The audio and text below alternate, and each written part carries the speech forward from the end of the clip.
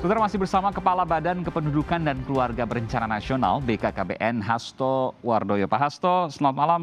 Masih Ya, bergabung bersama kami di Sapa ya, Indonesia Malam, Pak Hasto. Pak Hasto, kalau dulu waktu kita ingat ya, ada posyandu, pos pelayanan terpadu. Sekarang saya tidak tahu apakah masih ada atau tidak. Tapi bagaimana kemudian sosialisasi ini bisa dilakukan? Sebelum menikah ada hasil yang harus diketahui terkait dengan kondisi tubuh sang calon ibu dari anemia misalnya, nanti ketika melahirkan dan lain sebagainya. Bagaimana kemudian negara hadir dalam menjamin soal kesehatan ini? iya baik. Jadi begini Mas Aiman ya, jadi kita tadi kan membuat tim pendamping keluarga.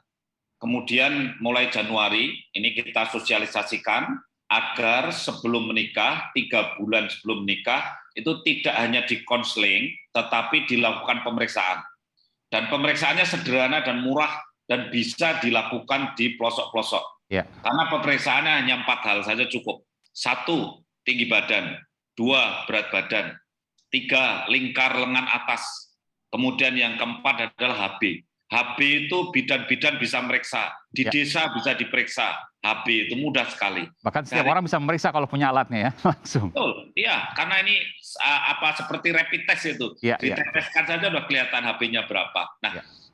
oleh karena itu ini mudah dan murah, itu yang paling penting. Dari 4 pemeriksaan ini nanti kemudian dimasukkan di dalam sistem recording reporting dari BKKBN. Terus kita sudah bisa menilai, oh ini perempuan yang anemia, alamatnya di mana, kemudian siapa, kemudian ini perempuan yang kurang kalori protein, atau kalau lingkar lengannya kurang dari 23 cm, dia belum layak hamil, tapi layak nikah boleh lah, tetapi hamilnya mungkin diperbaiki dulu gizinya.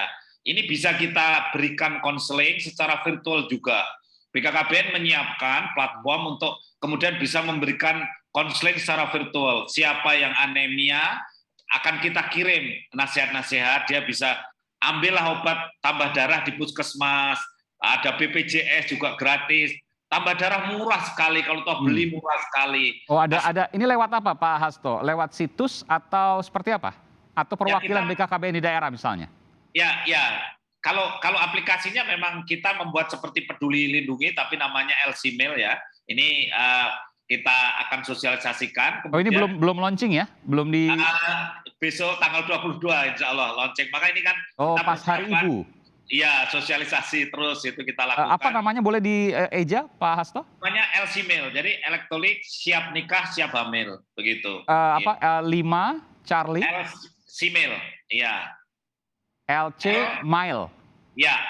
Jadi elektronik siap nikah, siap hamil, begitu. Oke, nanti mungkin bisa disosialisasikan. Tapi tanggal 22 baru akan di-launching ya? Betul, akan kita launching. 20 Desember.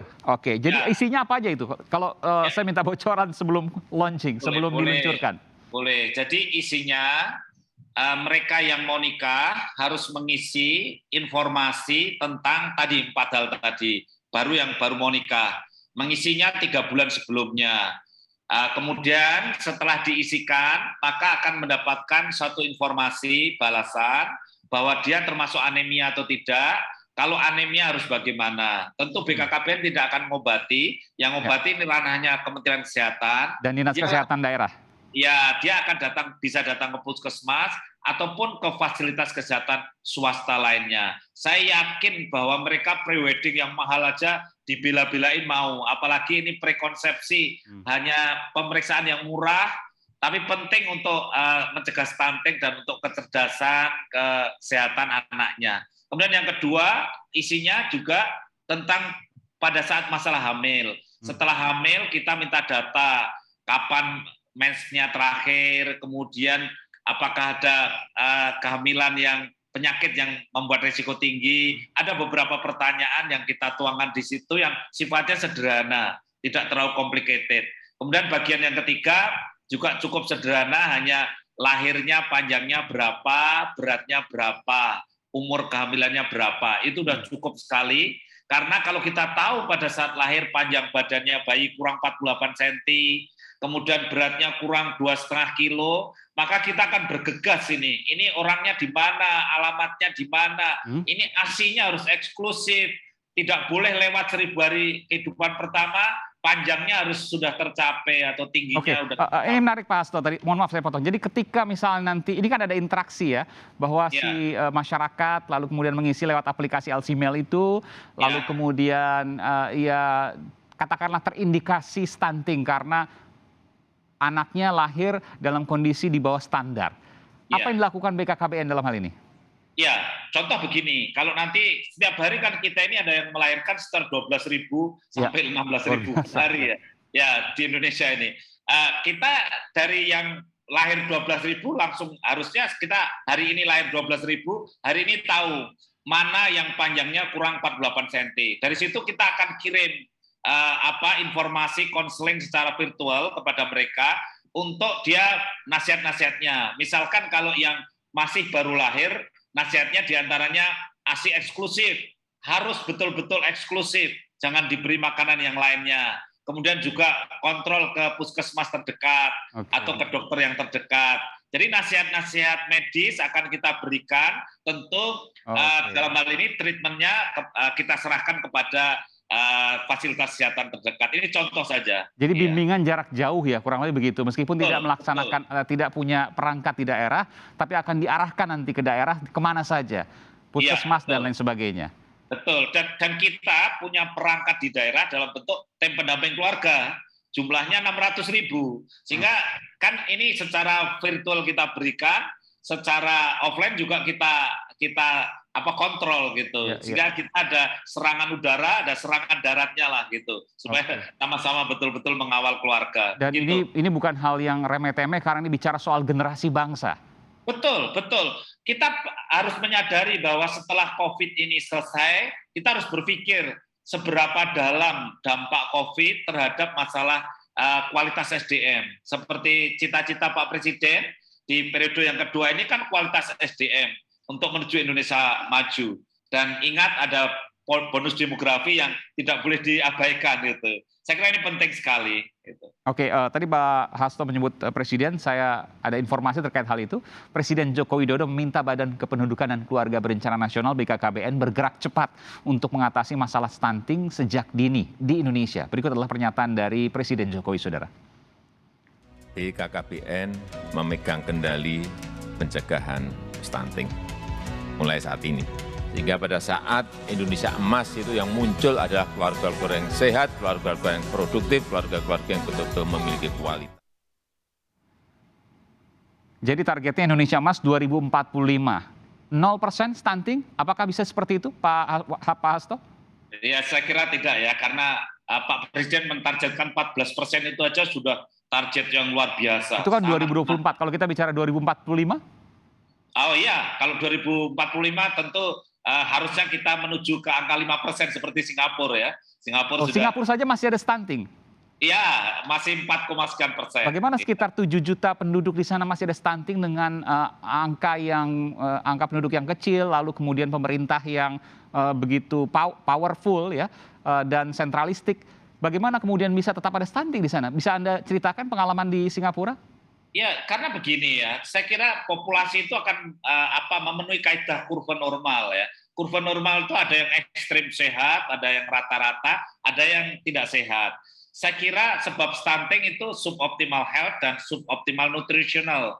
Meskipun ya nutrisi di Singapura sudah tersedia dengan cukup, kita itu tidak lepas dari hal-hal yang sifatnya seperti katakanlah gangguan kesehatan yang ada yang secara genetik juga kita ada yang terganggu, kemudian penyakit-penyakit tetap ada. Jadi saya kira tetap akan ada bayi-bayi yang lahir di negara manapun yang mereka mengalami gangguan pertumbuhan karena sistem tubuhnya sendiri. Oh, ini bukan karena pengetahuan ya, tapi memang karena ada kelainan bawaan. Ya, betul. Karena kelainan-kelainan saya kira itu akan tetap mengganggu pertumbuhan. Yang harus diberantas adalah stunting karena minimnya pengetahuan.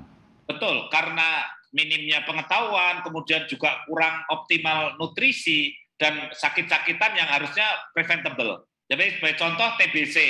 Di kita kan TBC masih banyak. Itu kan sebetulnya bisa diimunisasi, kemudian akhirnya tidak terjadi TBC.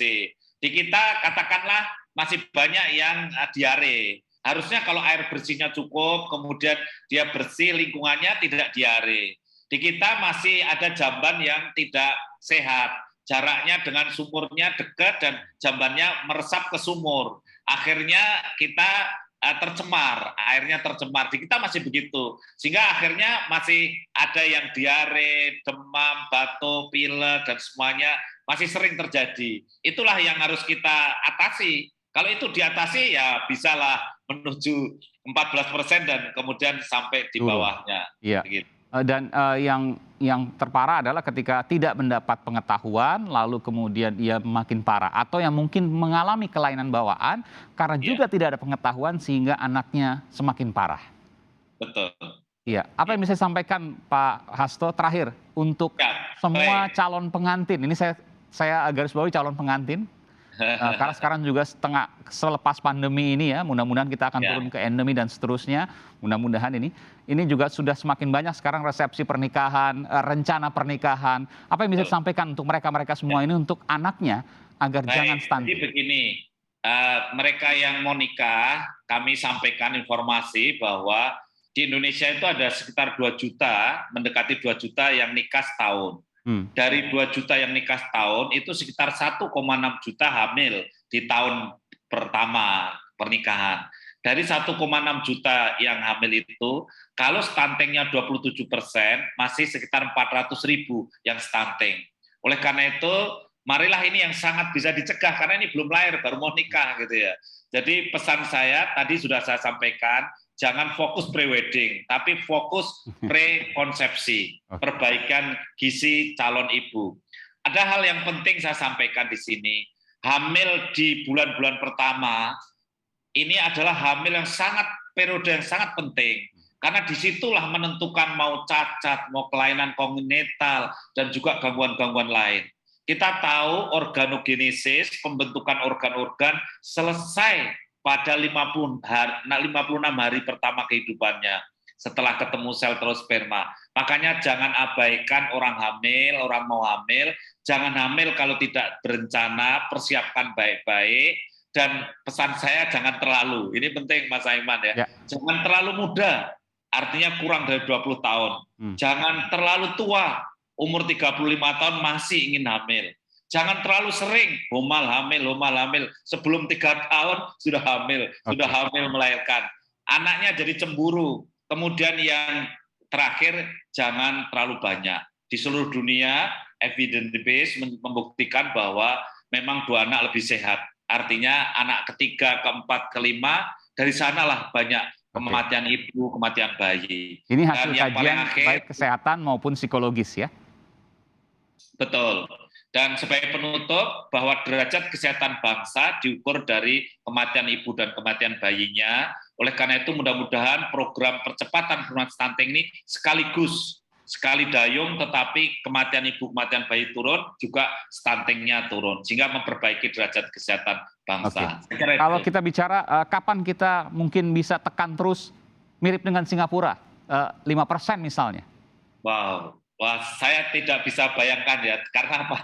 Kita menuju ke 14% ini sudah tantangan yang luar biasa.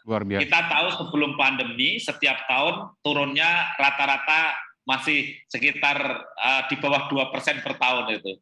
Kita mentargetkan 2,7% per tahun sebetulnya, tetapi dengan adanya pandemi agak terhambat sedikit.